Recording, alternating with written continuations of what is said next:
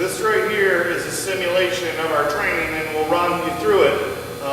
In this shoot house right here, we can practice it with airsoft, and then we go to, we have a 64-acre tactical training range in northern Michigan, so we kind of make a weekend out of it with pistol training on Saturday, tactical rifle training on Sunday. But the idea of this whole drill is, this is the actual crate that the target tracker is shipped in. So we use everything as a tool by design to be multi-purpose. So basically, when we're doing the threat, non-threat training or the 20-foot rule training, you know, we're getting the action going right now. So what we do is we go like this, is we have the officers start behind cover. Now out there might be a different target. It might have a cell phone in the hand, a badge, a gun, maybe a gun and a badge, you know, different threat, non-threat objects. So when we're back here, the drill is, we say go, and then the unit charges up to here. So you've got to come out, draw your weapon, and either eliminate the threat or come back if it's not a threat. Just to give you some ideas of our training, this is real time, real fast, just like it would happen in the real world. Granted, there's not to date any confirmed zombies, but that target is really just for the show of it.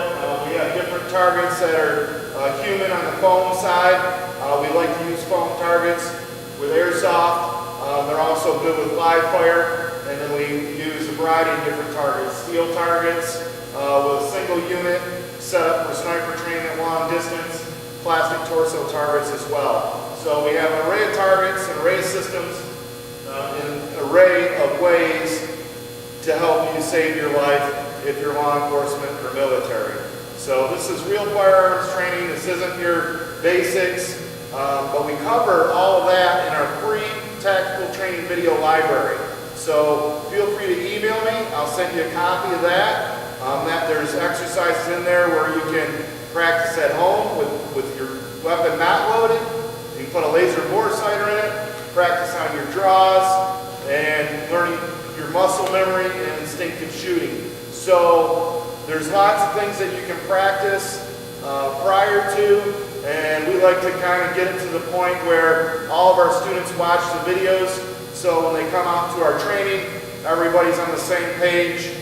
Range safety's covered there, the methodology of our systems, but the bottom line is, we're going to train safe, we're going to train smart. One of the biggest things is also training for realism.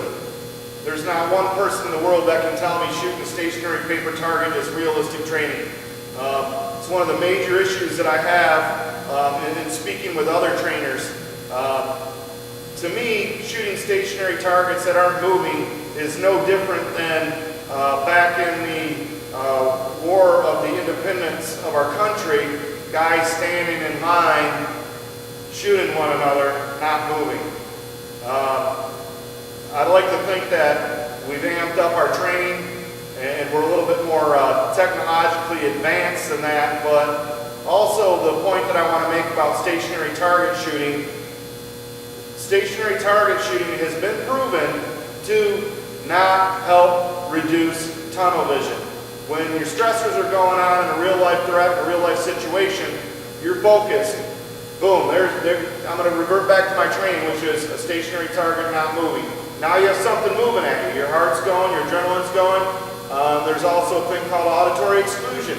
You know, you might not hear somebody sneaking up on you from the side because you're tunnel visioned over here, or you can't hear it because your stressors are not used to controlling that. So with our training, we focus on those issues to make sure it doesn't happen to you.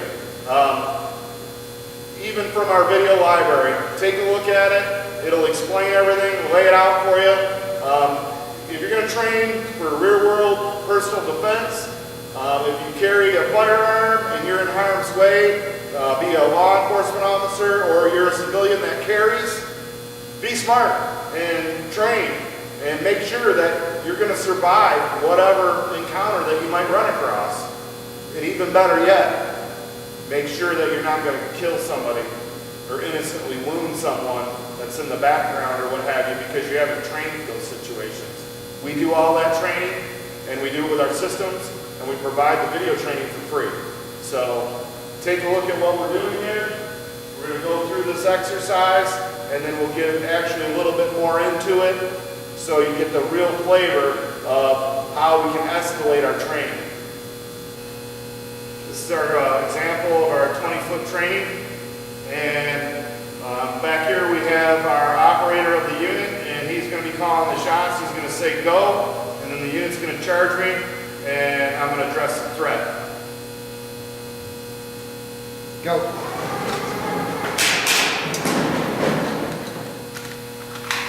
So just like that, that's how fast it goes down. So I went, put 2 into the target, and went behind cover. So it's an example of that training right there. Now we're going to do something a little bit different. Okay, right here is 10 feet. So say I'm on a foot patrol, walking in the city as a police officer.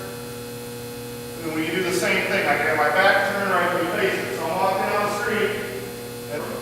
So I'm walking down the street, minding my own business. Go.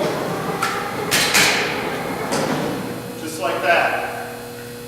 Notice that I moved out of the way of the unit. So we'll do that again. And the other thing is I might want to block it because this thing is like a football tactic. Go. Okay, that's what I'm going to do right there. 4 into the neck, 2 in the chest.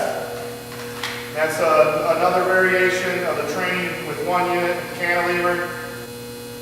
Stop the threat by target tracker. The bottom line for us at Target Tracker, if you're not rattled during our training and using our products, then we're not doing something right. Because you have to have your stressors up there, you just have to go right after it. Even myself doing that exercise right there, when I put my forearm up, I'm backing up, plugging it in the chest. So it's that type of stuff that you can train for to stop the threat.